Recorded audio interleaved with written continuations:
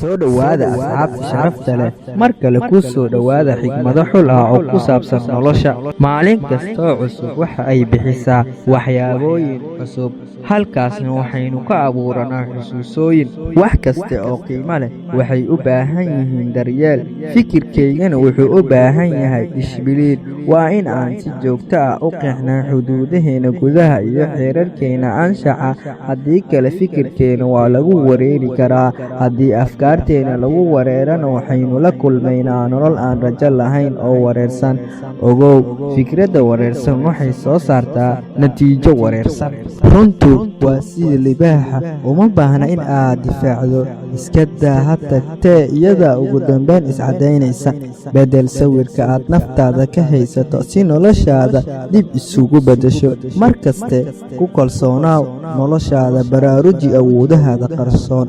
Waa hadal dhab ah oo hore loo yidhi, uma baahna awood weyn in aynu wax samayno, laakiin waxaynu u baahannahay awood weyn oo aynu ku go'aansanno in aynu samayno.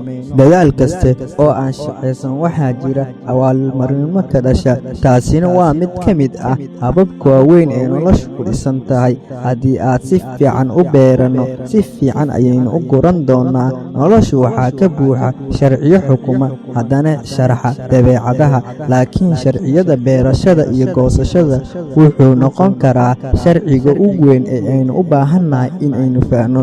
Dadaal kasta la joogteeyo waxaa ka dhasha abaalmarinno badan. Ogow, ma jirto beer aad u qurxoon oo aan bahal lahayn.